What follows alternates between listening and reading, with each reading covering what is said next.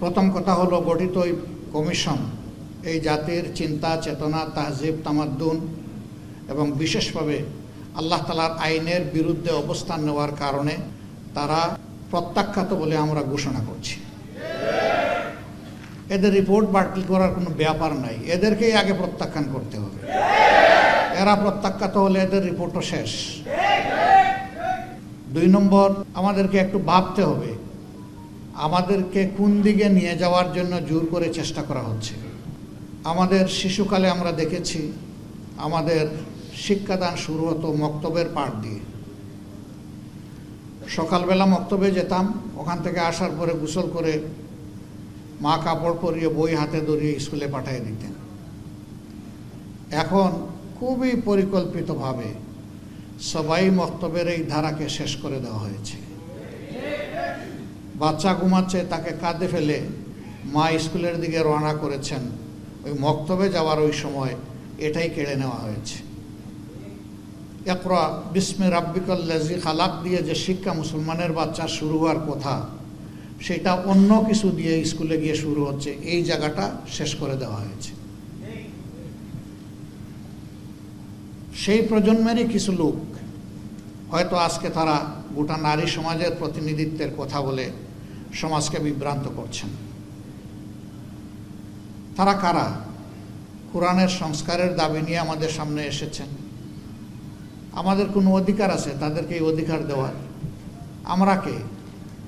এই কোরআন আল্লাহ তাআলা নাজিল করেছেন এবং এটার হেফাজতের দায়িত্ব আল্লাহ স্বয়ং নিজে কবুল করেছেন। কিয়ামত পর্যন্ত কেউ এখানে কোনো পরিবর্তন আনতে পারবে না। এরা এত দুঃসাহস কিভাবে দেখালো যে বাংলাদেশে কোরআনের আয়াতেরা পরিবর্তন করে ফেলবে? হ্যাঁ, নিশ্চয়ই তাদের পিছনের কোনো শক্তি তাদেরকে উস্কানি দিচ্ছে। কেন এই মুহূর্তে উস্কানিটা কেন? এই সরকারের তো এটা এজেন্ডা হওয়ার কথা না। আরও বহু গুরুত্বপূর্ণ বিষয় রয়ে গেছে, ওগুলা বাদ দিয়ে ওগুলা নিয়ে কোনো কুল কিনারা নাই। হঠাৎ করে এটা সামনে নিয়ে আসা কেন? এর মূল কারণ, স্বাধীন বাংলাদেশে 54 বছরে মানুষ যা আশা করেছিল পেয়েছে তার উল্টাটা। এই সমাজকে বিভিন্নভাবে কুড়ে কুড়ে ধ্বংস করা হয়েছে। এখন এদেশের দিনদার ইমানদার যে শক্তিটা জেগে উঠেছে, তাকে নিয়ে মানুষ নতুনভাবে স্বপ্ন দেখা শুরু করেছে। এই জায়গায় ইসলামী শক্তির মুখোমুখি আরেকটা শক্তিকে দাঁড় করিয়ে দেওয়া হচ্ছে, জনগণের দৃষ্টিকে ভিন্ন দিকে প্রবাহিত করার জন্য, নিয়ে যাওয়ার জন্য। অতীতের সকল চক্রান্ত এদেশের মুসলমানরা ঐক্যবদ্ধভাবে প্রতিহত করেছেন। ইনশাআল্লাহ এই চক্রান্ত টিকবে না, এটাও ভেসে যাবে ইনশাআল্লাহ। এরা শুধু আল্লাহ তাআলার কোরআন বিরোধী প্রস্তাবনা নিয়ে আসে নাই, এরা নিজেরা স্ববিরোধীও বটে।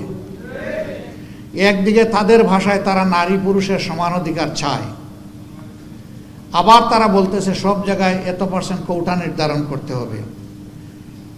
তো এটা তো স্ববিরোধী হয়ে গেল না? অধিকার যদি সমান হয় কোটার প্রশ্ন আসবে কেন? যার যার যোগ্যতা প্রমাণ করে নিজ জায়গায় চলে যাও, তাইলে তো কোটার দরকার নাই।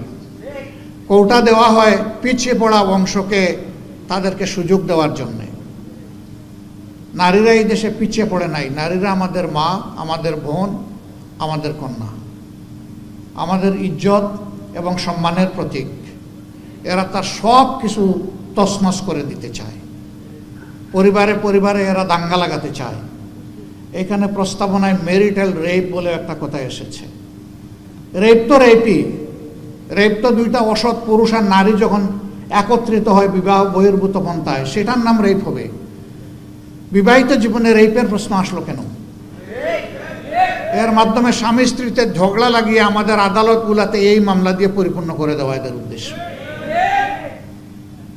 এরা সমাজের বিপর্যয়ের জন্য এই প্রস্তাবনাগুলো এনেছে। এই জন্য আবারও বলি, A to Z আমরা এই কমিশনই মানি না। কমিশন থাকলে রিপোর্ট হবে। যদি এই সংক্রান্ত নারীদের অধিকারের কোনো জায়গা যদি ক্ষুণ্ণ হয়ে থাকে, সেটাকে যদি আবার সামনে আনতে হয়, তাহলে অবশ্যই এদেশের বেশিরভাগ মানুষের ঈমান, আকীদা, তাহজিব, তামাদ্দুনের উপরে যারা বিশ্বাস রাখেন তাদেরকে বাদ দিয়ে নয়, তাদেরকে প্রাধান্য দিয়েই কমিশন গঠন করতে হবে। এই কমিশনে দুঃখজনকভাবে সেই রকম একজন নারীকেও রাখা হয়নি। এখানেই তো এটা পক্ষপাত দুষ্ট। আমরা এটা মানব না, আমাদের সাফ কথা, এটা মানব না আমরা। এর জন্য কোনো আন্দোলনেও আমরা যেতে চাই না, কিন্তু যদি আমাদেরকে বাধ্য করা হয় অবশ্যই আমরা আন্দোলনে যাব।